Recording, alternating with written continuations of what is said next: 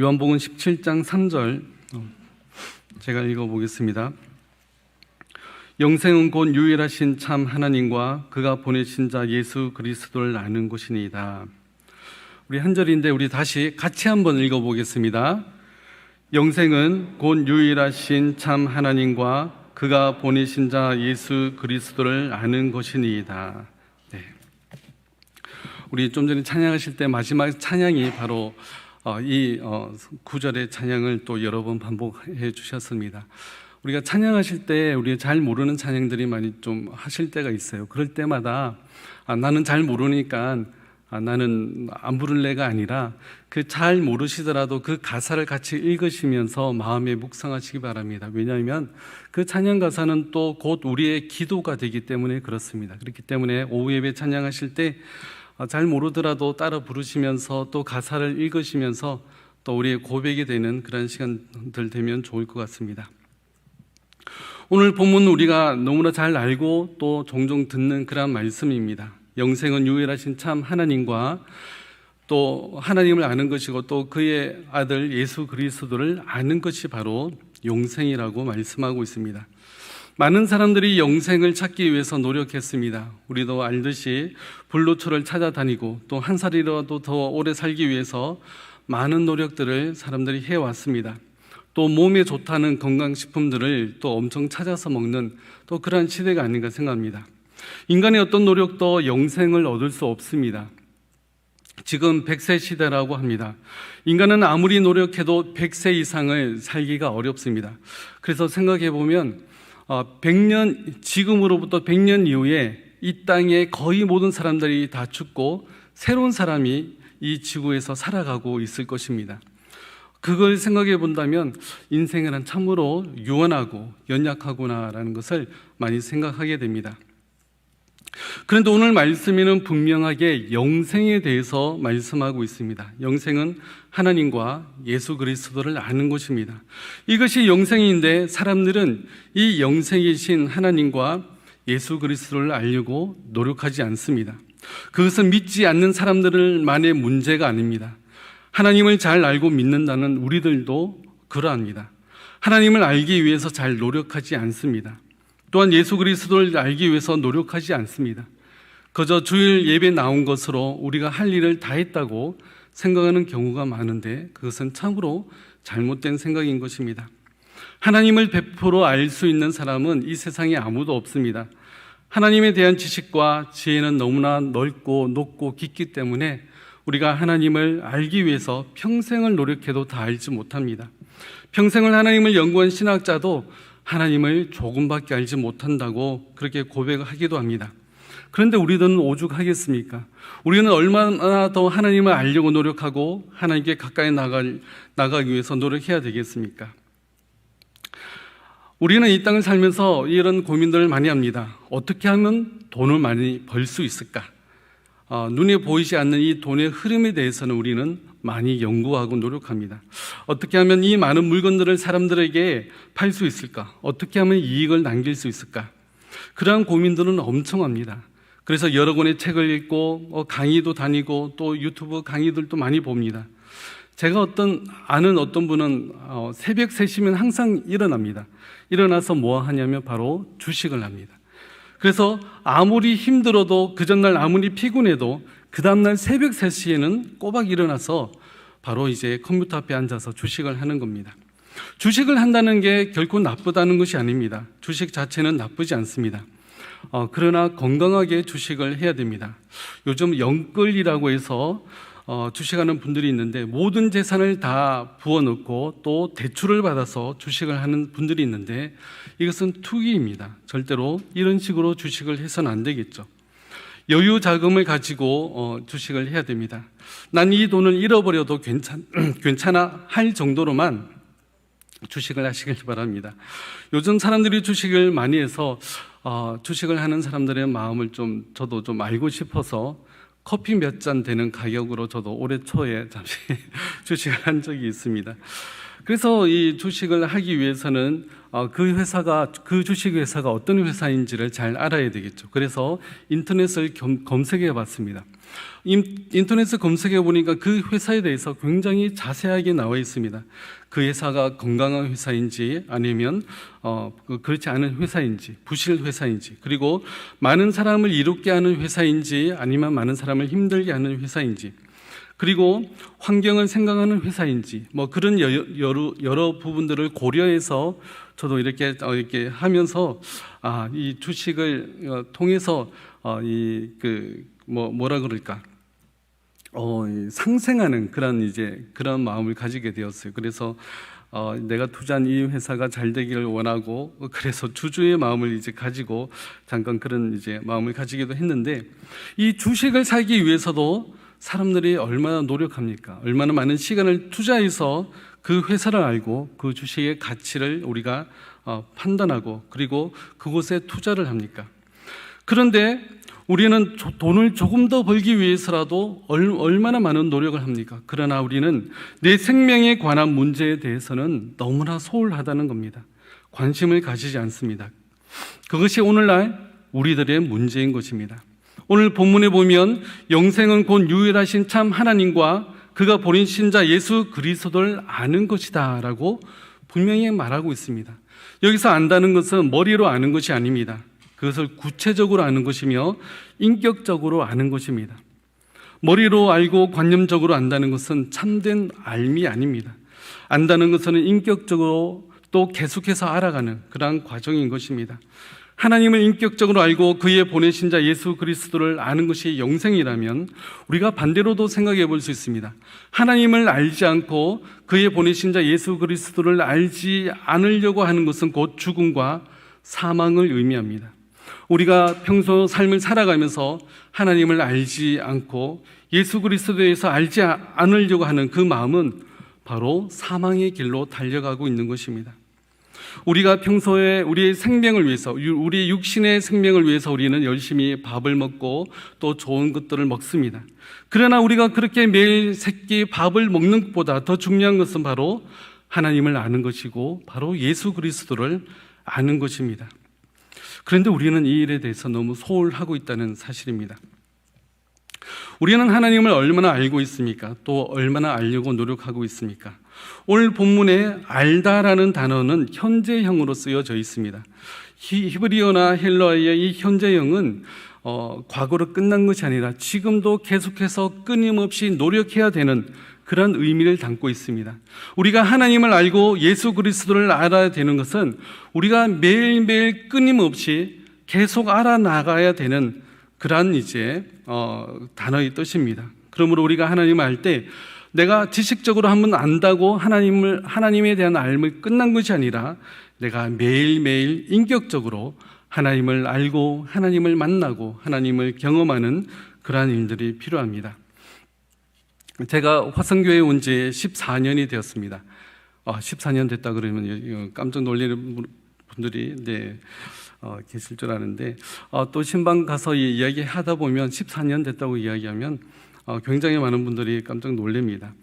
그런데 그 14년을 함께 지내오면서 저도 많은 분들을 신방하고 또 교제를 하고 그렇게 지나왔는데, 어떤 분은 대신방을 받지만 대신방 이후에 그런 교제라든지 관계들이 별로 형성되지 않아서 그분에 대해서 잘 모를 때가 많이 있어요.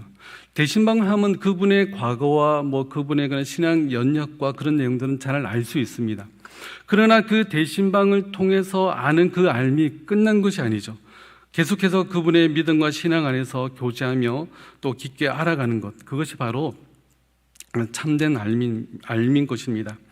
올해와 작년에는 코로나 때문에 이 대신방을 하지 못해서 우리 여러 성도님들을 또 신방을 많이 못해서 너무나 안타깝기도 합니다. 그리고 제가 여러분들을 많이 알지 못하는 것과 마찬가지로 14년이나 됐지만 여러분도 저에 대해서 알지 못하는 부분들이 많이 있을 줄 압니다. 제가 말이 느리니까 충청도 사람인 줄 아시는 분이 많이 계세요. 저는 충청도가 아니고 경상도가 고향입니다. 네, 부산이 고향인데 사투리도 없고 말이 느리니까 충청도로 하시는 분이 많이 있습니다. 그만큼 이제 14년이나 되었지만 그런 이제 교재가 많이 부족하기 때문에 저에 대해서 많이 알지 못하실 수도 있습니다. 우리가 시간이 흐를수록 또 말씀을 들을수록 또 성경을 읽고 묵상할수록 우리는 하나님을 더욱더 알아가고 하나님께 가까이 나아가야 됩니다. 그리고 우리가 고난과 시험과 어려움을 통해서 우리는 또 우리의 기도를 들으시는 그 하나님의 기도의 응답을 통해서 아니면 매 순간순간마다 일어나는 그 모든 일들을 통해서 우리는 하나님을 경험하고 하나님을 알아가게 되는 것입니다. 그런데 가장 답답한 경우는 그러한 모든 상황 가운데서도 하나님을 알지 못하고 하나님을 가까이 하지 않으려고 하는 그런 이제 분들이 계시다는 겁니다. 성경의 표현처럼 하나님을 등 뒤로 버려버리는 그러한 태도인 것이죠. 우리 목회자들이 가장 힘들어하는 부분도 그러한 부분입니다. 1년, 2년, 또 5년, 10년 같이 지내면서 또 믿음으로 교제하고 했지만 도저히 어떤 분은 신앙이 자라지 않습니다. 어떻게 하면 저분이 믿음 안에서 성장할 수 있을까, 자랄 수 있을까 고민도 하고 많은 노력도 하지만 그렇지 않은 분들을 볼 때는 정말로 힘들고 또 어려운 부분이 있기도 합니다. 제가 처음 우리 교회에 올 때는 유년부 전도사로 왔습니다. 유년부 전도사로 와서 3년간 사역을 했는데 유치부나 유년부 아이들을 보면 마치 스펀지 같습니다. 그대로 다 흡수합니다. 가르치는 대로 받아들이고 믿습니다. 정말 순수하게 하나님의 말씀을 믿고 따릅니다. 그래서 예수님도 우리들에게 어린아이들과 같이 되라고 말씀하시는 것 같습니다. 그리고 이제 유년부 3년 사역한 다음에 또한 청년 일부를 3년 사역했습니다. 청년들도 말씀을 듣고 변화하는 모습들이 눈에 보입니다. 찬양도 뜨겁게 하고 기도도 뜨겁게 합니다. 또 말씀을 실제 삶에서 실천하려고 노력합니다. 또 그러한 모습을 보면 얼마나 또 뿌듯한지 모릅니다. 그런데 청년들도 또 직장 생활을 하다 보니까 세상에 나가서 세상의 것들도 그대로 받아들이는 경우가 너무 많아서 또 마음이 아프기도 하는데, 그러나 그런 와중에서도 어떻게 하면 내가 하나님의 말씀대로 살 수 있을까 이런 고민을 가지고 살아가는 청년들이 많습니다. 또 그런 청년들을 보면 참 기쁜 마음이 들기도 합니다. 그런 다음에 제가 이제 교구 사역을 이제 하고 있는데요. 교구 사역하면서도 많은 분들이 변화되는 모습들을 이제 볼 수가 있습니다. 30대, 40대 분들 중에 너무 신앙을 열심히 하시는 분들이 있습니다. 자녀들이 영아부, 유치부원이고 또 남편이 믿지 않지만 열심히 교회 나오고 또 열심히 성경 공부하시면서 그들의 믿음이 자라고 그다음에 신앙이 자라는 모습을 보면 그분들이 너무나 예뻐 보입니다. 네, 저도 이제 늙었나 봅니다. 그런 분들이 예뻐 보이고 그렇게 한데 네. 그리고 이제 50대 이상 되신 분들 중에서 믿음이 확고한 분들이 정말 많습니다.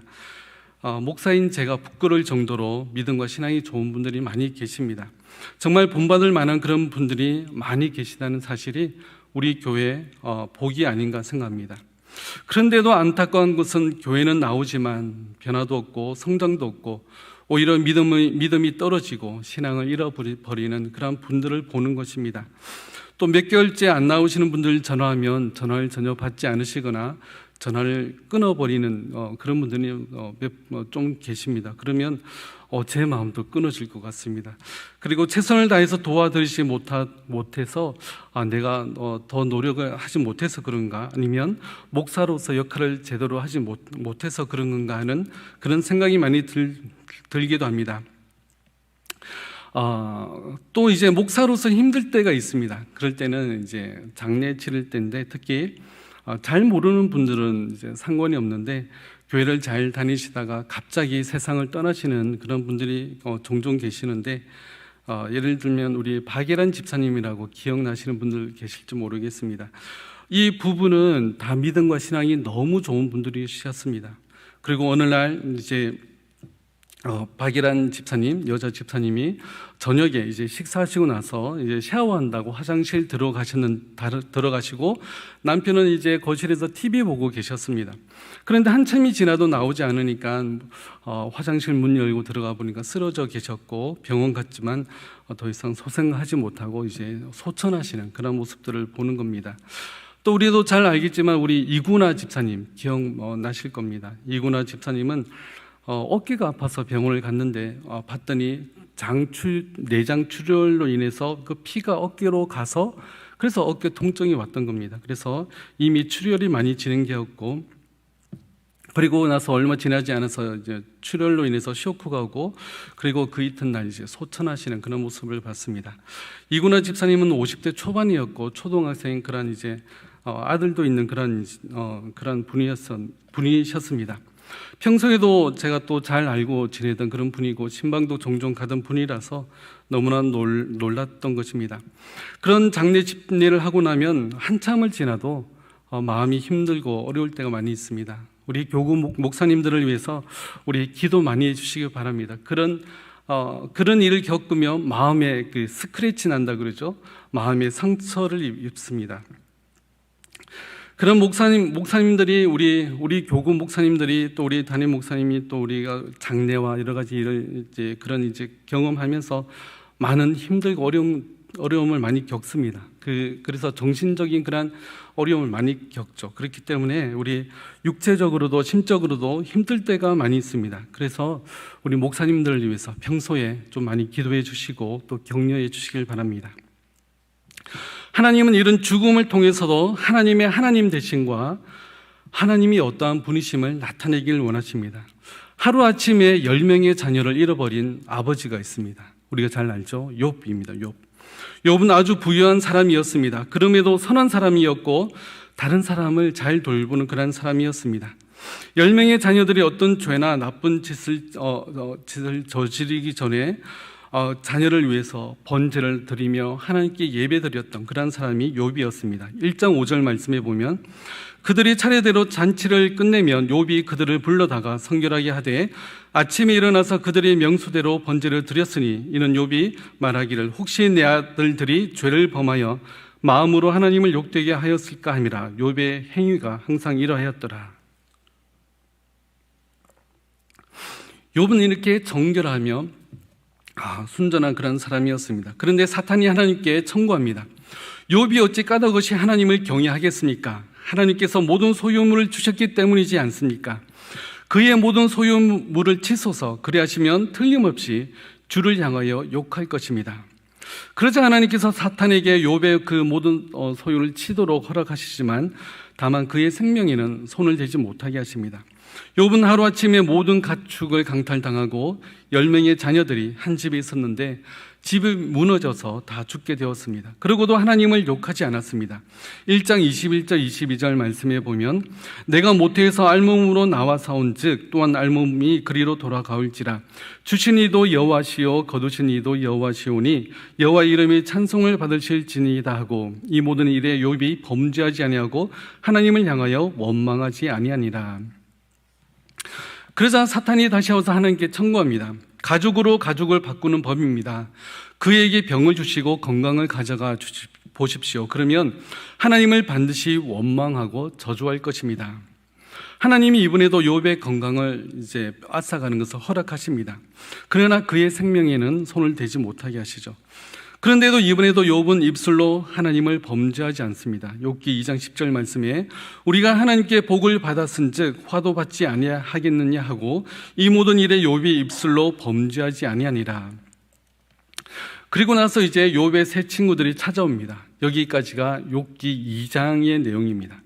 욥기는 총 42장에 걸쳐서 쓰여진 책입니다. 그러나 욥이 당하는 고난의 내용은 이 2장밖에 없습니다. 그래서 욥기의 주제를 고난이라고 많이들 생각하시는데 욥기의 주제를 고난이라고 말할 수 없는 이유가 그 이유에 나옵니다. 그 이유를 한번 살펴보겠습니다. 욥기에서 가장 긴 부분은 세 친구와의 대화입니다. 친구들이 찾아와 보니까 욥이 질그릇 조각을 가지고 자기 몸을 긁고 있는 겁니다. 처음에는 너무나 참담해서 아무 말도 하지 못하고 일주일 동안 그냥 조용히 지켜봅니다. 그리고 일주일이 지나서 대화를 하기 시작합니다. 친구들은 욥에게 묻습니다. 욥, 자네는 하나님이 전능하시다고 믿는가? 나는 하나님이 전능하시다고 믿네. 그러면 하나님이 의로운 분이시라고 믿는가? 그렇게 믿네. 그렇다면 하나님이 전능하시고 의로우신데 자네는 지금 고통을 당하고 있네. 그렇다면 이것이 무슨 의미겠는가? 라고 하면서 욥에게 이야기합니다. 그러자 욥이 대답합니다. 나는 하나님이 전능하시고 의로우심을 아네. 하지만 나는 이런 형벌 받을 만한 잘못을 저지르지 않았네. 나는 죄 없이 고통을 받고 있는 거라네. 아니 욥, 자네 지금 무슨 말을 하고 있는 건가? 하나님이 지금 실수하고 계시다는 건가? 자네를 불의하게 대하시다는 것인가? 라고 이야기하면서 하나님이 의로우시다면 너에게 이런 벌을 내리지 않으실 텐데 네가 지금 이렇게 벌을 받는 것은 하나님의 그러한 공의에 의해서 벌을 받는 것이 아닌가. 그러니까 너의 죄를 회개하고 너의 죄를 하나님께 아뢰라 라고 이야기를 하는 것이죠. 그래서 욥이 이야기합니다. 아니 지금 그런 말을 하는 게 아니야. 나는 하나님이 전능한 왕이심을 아네. 하지만 그래도 내가 겪고 있는 일은 공정하지 않아 라고 이야기합니다. 그래서 친구들이 욥, 자네는 지금 이해를 하지 못하고 있어. 스스로 깨닫지 못하고 있지만 자네는 많은 죄를 지었네. 그렇지 않다면 자네는 지금 하나님이 불의하시다고 말하고 있는 셈이네 라고 하면서 이런 대화가 3장에서 37장까지 굉장히 긴 장에 이어서 이 이야기를 하고 있습니다. 그리고 나서 38장부터 하나님이 등장하십니다. 하나님이 등장하시면서 하나님이 욥에게 질문을 던집니다. 정작 4장에 걸쳐서 하나님이 욥에게 질문을 던지는데요. 내가 땅에 기초를 놓을 때에 네가 어디 있었느냐? 바다가 터져 나올 때에 그것을 가둔 자가 누구냐? 물길을 누가 터주었느냐? 이 모든 자연 만물을 누가 다스리고 있느냐? 우리 우주의 별자리들과 그 궤도들과 그 법칙들을 누가 정해 놓았느냐? 4장에 걸쳐서 굉장히 긴 그런 질문들을 던지고 있습니다. 한번 시간 나실 때 읽어보시면 참 재미있는 그런 질문들인데, 그런데 이러한 하나님의 질문 안에는 욥이 왜 고통을 받고 있는지에 대한 대답이 없습니다. 이런 질문을 받을 때 욥은 어떤 생각이 들었겠습니까? 욥은 분명하게 깨닫게 됩니다. 인간은 자신이 겪는 상황을 도무지 이해할 수 없을 때도 있지만 하나님은 우리보다 크신 분이시므로 때로는 그냥 그분을 신뢰해야 된다는 것입니다. 도저히 이해되지 않는 상황과 일들이 우리 앞에 펼쳐질 때가 있습니다. 그러할 때조차 온전히 하나님을 신뢰하고 하나님을 의지할 수 있는 것, 그것을 우리는 믿음이라고 부릅니다. 믿음이란 내가 다 이해하고 아는 것을 믿는 것을 믿음이라고 이야기하지 않습니다. 그것은 그냥 긍정입니다. 하루가 24시간이고 1년이 365일이다. 이것을 아는 것이지 믿는 것이 아닙니다. 믿음이란 도저히 이해되지 않을 때조차 전적으로 하나님을 믿고 신뢰하는 것입니다. 욥처럼 나를 신뢰하고 나의 의를 주장하는 것이 아니라 욥의 세 친구들처럼 하나님이 의로신지 하나님이 불의하신지 판단하는 것이 아니라 믿음이란 어떤 상황 가운데서도 온전히 신실하게 하나님을 믿고 신뢰하는 것입니다. 우리도 고난과 시련을 겪을 때가 있습니다. 그럴 때에도 하나님을 믿고 신뢰하며 의지하고 나아가야 되는 것입니다. 당장은 이해가 되지 않고 억울할 수도 있지만 전능하신 하나님을 끝까지 믿고 신뢰하며 나아가야 되는 것입니다. 이것이 바로 욥기의 주제입니다. 이렇게 욥기는 하나님이 어떠한 분이심을 진정으로 알 때 이 세상의 이치를 그제서야 이해하게 되고 하나님의 하나님 되심을 알게 되는 그러한 책인 것입니다. 또한 우리가 전도서를 잘 아는데 전도서도 잠시 생각해 보면 전도서는 솔로몬이 쓴 책입니다. 솔로몬은 인생의 참된 의미를 찾아서 나섰습니다. 대규모 공공사업도 해봅니다. 그러나 그것이 만족을 주지 못합니다.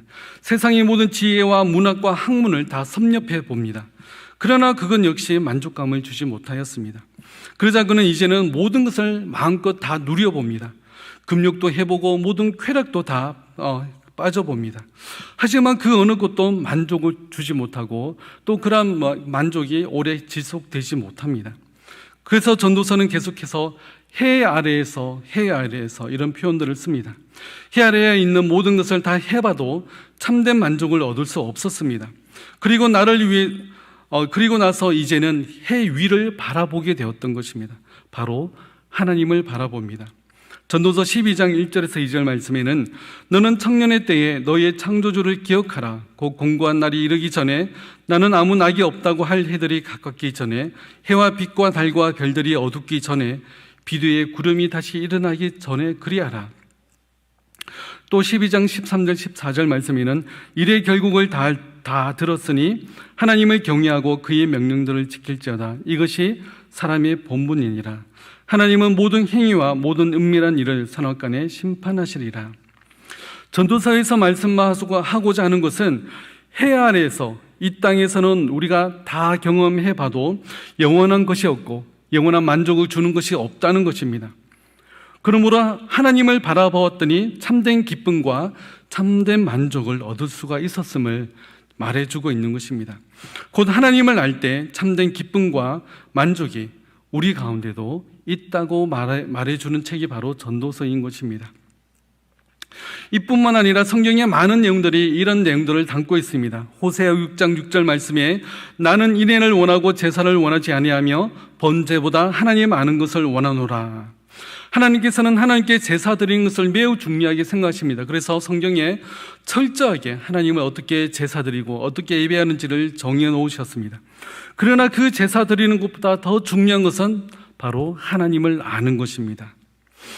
바울은 골로새 교인들에게 권면할 때도 하나님을 아는 곳에서 자라나게 해달라고 기도하고 있습니다. 골로새서 1장 10절 말씀에 주께 합당하게 행하여 범사에 기쁘시게 하고 모든 선한 일에 열매를 맺게 하시며 하나님을 아는 것에 자라게 하시고, 바울은 이렇게 믿음이 연약한 골로새 교인들이 하나님을 아는 것에 자라가게 해달라고, 다른 무엇이 아니라 다른 그들이 풍성한 그러한 은혜를 누리는 것이 아니라 하나님을 아는 것에 자라가게 해달라고 기도하고 있습니다. 예레미야 9장 24절 말씀에도 자랑하는 자는 이것으로 자랑할지니 곧 명철하여 나를 아는 것과 나 여호와는 사랑과 정의와 공의를 땅에 행하는 자인 줄 깨닫는 것이라. 나는 이 일을 기뻐하노라. 여호와의 말씀이니라. 우리의 자랑의 근거나 우리의 자랑의 내용이 하나님이어야 되는 것입니다. 우리는 어디 가서든지 이 하나님을 안다고 자신 있게 자랑할 수 있습니까? 자랑의 근거가 나는 좋은 집 샀어, 나는 좋은 차를 샀어, 나는 좋은 직장에 들어갔어, 이번에 대박이 나서 나는 엄청나게 많은 돈을 벌었어, 이것이 아니라 나는 하나님을 알게 되었어. 하나님은 내 아버지시고 나를 사랑하셔. 예수님은 나의 모든 죄를 용서하시고 나를 위해서 십자가에서 피 흘려 죽으셨어. 하나님은 지금도 살아계셔. 이것이 우리의 자랑의 근거가 되고 있습니까? 잠언 9장 10절 말씀은 이렇게 이야기합니다. 여호와를 경외하는 것이 지혜의 근본이요 거룩하신 자를 아는 것이 명철이니라. 하나님을 경외하는 것, 하나님의 이름을 높이며 찬양하는 것이 지혜의 근본이라고 말씀하고 있습니다. 왜냐하면 우리는 하나님을 경배하기 위해서 지음받은 그러한 존재이기 때문에 그렇습니다. 그렇기 때문에 우리가 하나님을 높이고 하나님을 찬양하고 하나님을 경배하는 것이 우리가 이 땅에 살아있는 존재의 이유이면서 우리에게도 가장 기쁘고 즐거운 일인 것입니다. 그렇다면 우리가 하나님을 알기 위해서 우리는 어떤 노력을 해야 되겠습니까? 가장 중요한 것은 성경을 열심히 읽고 묵상을 해야 됩니다. 하나님의 말씀은, 이 성경 말씀은 지금도 살아서 역사하시는 하나님의 말씀입니다. 우리 히브리서 4장 12절 말씀 우리 같이 한번 읽어보겠습니다. 하나님의 말씀은 살아있고 활력이 있어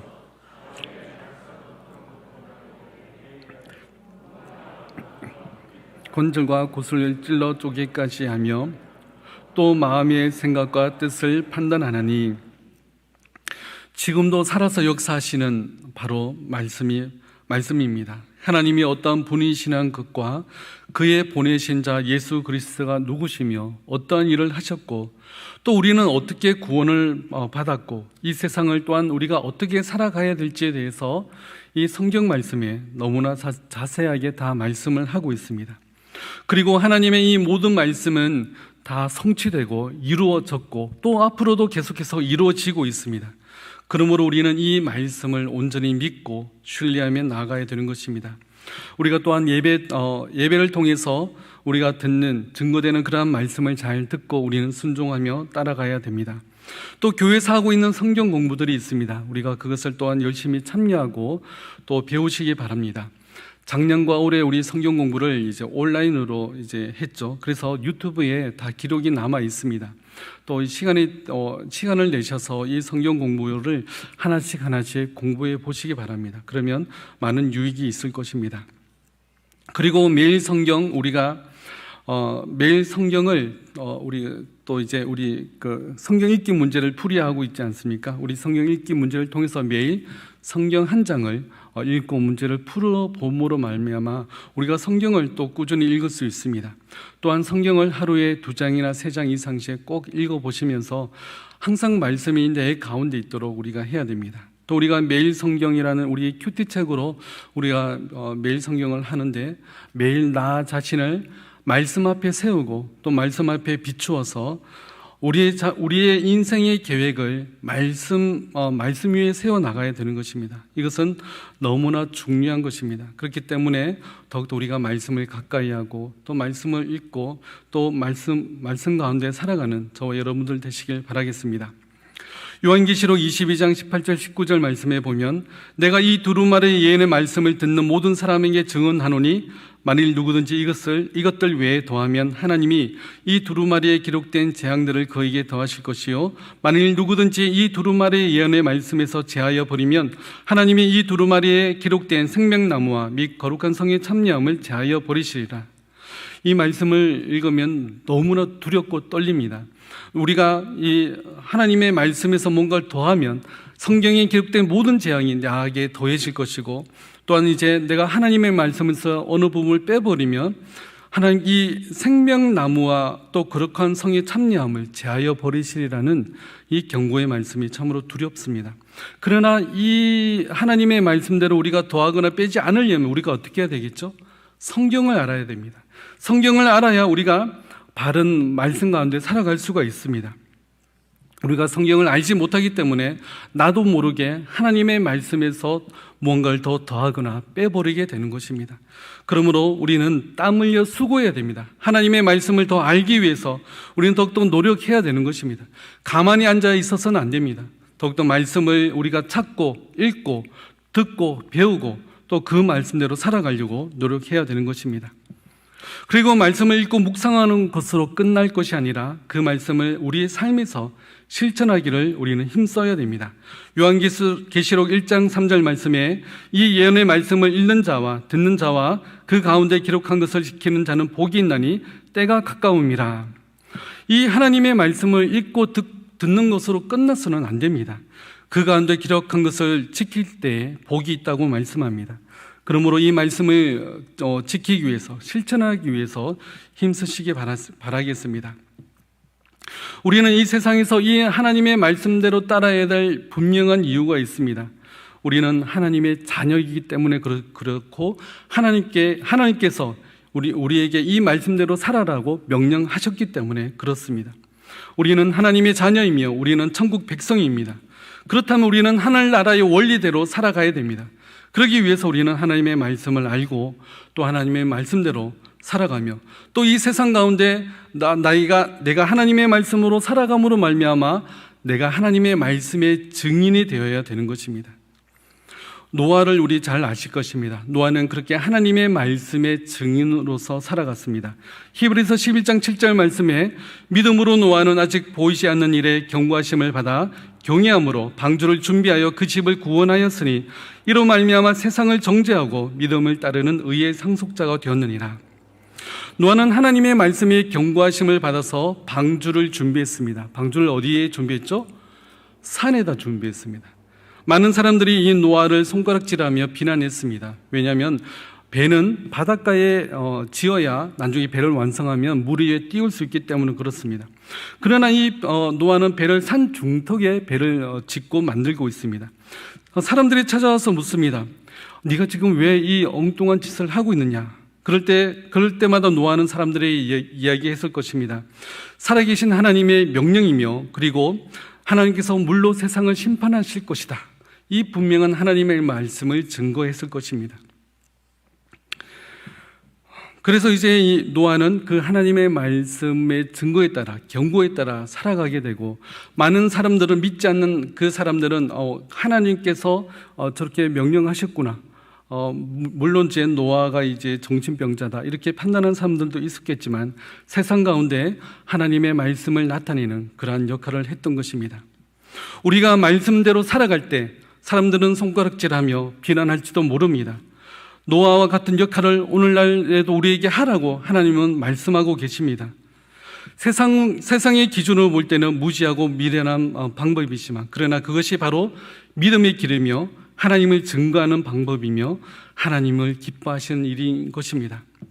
하나님을 바로 알고 또 하나님을 바로 말씀대로 순종하며 살아갈 때 우리가 세상 가운데 하나님의 증거의 말씀이 될 수가 있는 것입니다. 오늘날 세상 가운데 노아처럼 말씀의 방주를 짓는 저와 여러분들 되시길 바라겠습니다.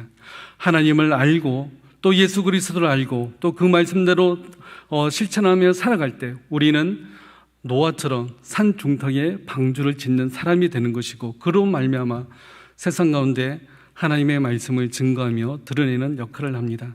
물론 쉬운 일은 아닙니다. 힘들고 어려운 길입니다. 믿음의 길이 바로 그러한 길입니다. 내가 쉬운 길로 택할 것이 아니라 정말 믿음의 길을 택해서 우리가 하나님께서 우리를 이 땅에 보내신 그 목적을 이루어 드리는 저와 여러분들 다 되시길 바라겠습니다. 우리 함께 기도하겠습니다. 살아계셔서 역사하시는 하나님 감사합니다. 우리를 모든 죄에서 구원하시고 하나님의 자녀 삼으시며 하나님의 백성 삼아주심에 감사드립니다. 그러나 우리가 이 땅을 살아갈 때 우리가 하나님을 알려고 또 예수 그리스도를 알기 위해서 우리가 노력하지 않은 많은 부분들이 있습니다. 지금부터라도 우리가 더욱더 하나님을 알며 하나님을 자랑하며 또 그 말씀대로 실천하며 살아갈 수 있는 저희들 될 수 있도록 주님 도와주시옵소서. 세상이 보기에는 미련한 길이며 세상 사람들에는 손가락질 할 수 있는 그런 길이지만 우리가 이 길을 통하여서 이 세상 가운데 하나님의 하나님 되심을 증거하며 하나님의 말씀이 살아서 역사하신다는 것을 오늘날에도 실천할 수 있는 저희들 다 될 수 있도록 도와주시옵소서. 예수님의 이름으로 기도드립니다. 아멘.